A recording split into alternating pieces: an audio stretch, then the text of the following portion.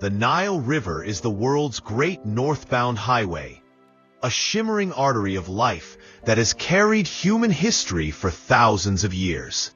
Along its banks rose kingdoms of staggering sophistication, and while the pyramids of Giza and the golden treasures of the Egyptian pharaohs often dominate the imagination, another chapter of African civilization waits just beyond the familiar story. This is the tale of the Nubian kings and queens, rulers from the ancient land of Kush in what is now northern Sudan, who crossed deserts and cataracts to seize the throne of Egypt itself. They forged the mighty 25th dynasty, uniting the Nile Valley from Khartoum to the Mediterranean, and proving that the heartbeat of pharaonic power could pulse just as strongly in the south as in the north.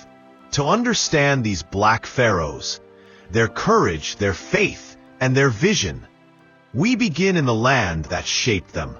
Nubia stretches along the Nile south of Egypt, a narrow green ribbon of fertile floodplain flanked by golden desert.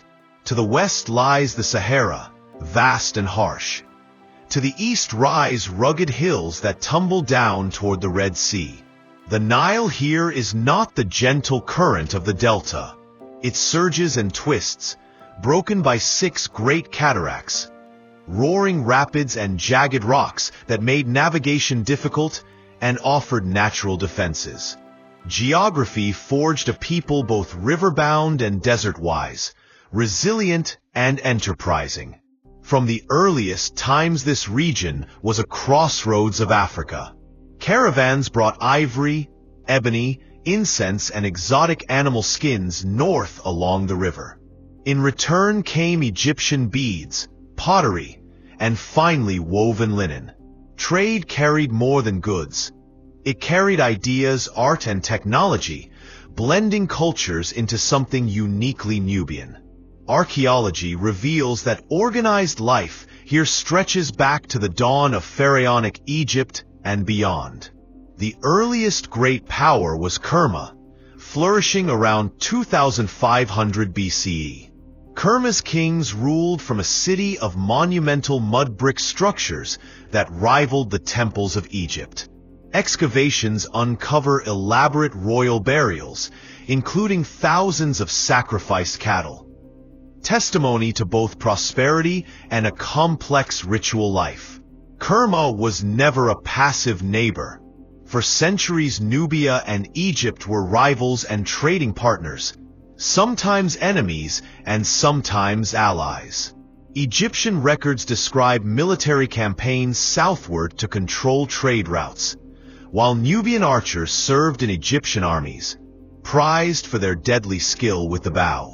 Over time, waves of conquest and diplomacy bound the two lands together in a long dance of conflict and exchange. When Egypt's new kingdom weakened after 1100 BCE, power shifted back to the south. Out of the ashes of earlier states emerged the kingdom known to history as Kush, with its royal seat eventually at Nubia, near the sacred mountain called Jebel Barkal. Nubia was more than a political capital. It was a spiritual center. At the foot of Jebel Barkal stood a towering rock pinnacle that, to the Kushites, represented the cobra-shaped uraeus, symbol of divine kingship. Here the god Ammonius, worshipped in grand temples, was believed to bestow the right to rule.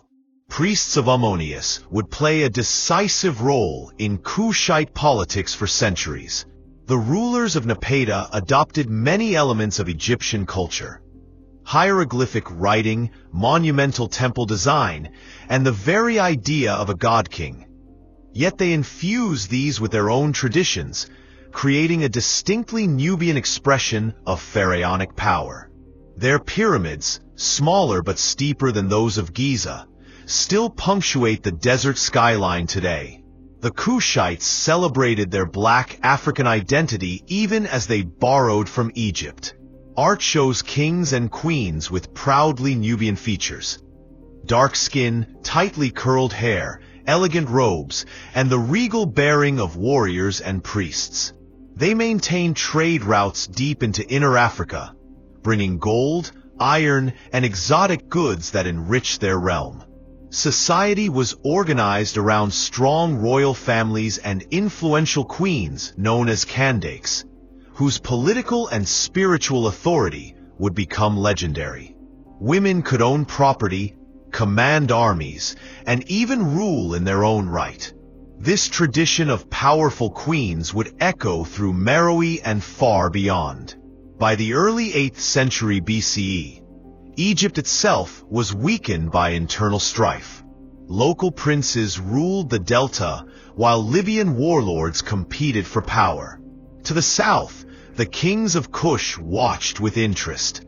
They had grown wealthy and disciplined, their armies hardened by desert campaigns and guided by the oracles of Ammonius.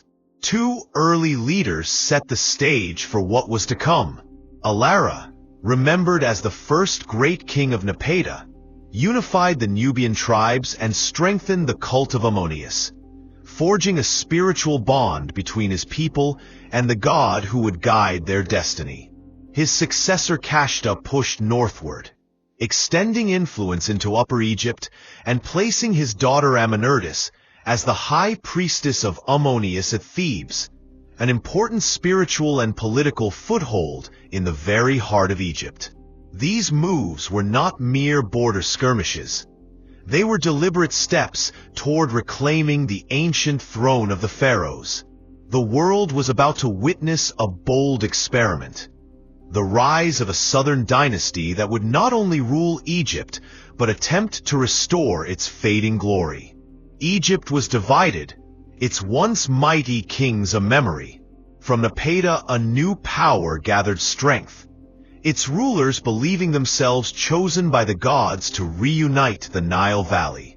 At their head stood a warrior whose name would echo through history, Pi, the first of the great Kushite conquerors who would soon march north to change the destiny of two lands.